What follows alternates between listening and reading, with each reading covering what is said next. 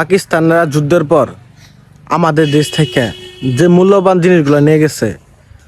সেগুলো দেখলে খুব আফসোস হয়, মানে খুব কষ্ট হয়।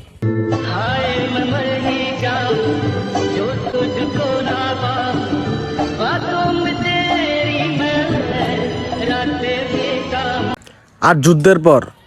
পাকিস্তানরা আমাদের দেশে যেগুলো রেখে গেছে সেগুলো দেখলে আমি পারি না, আর পারি না, আমি কেন মরি না, আব্রাইল কি চিনে না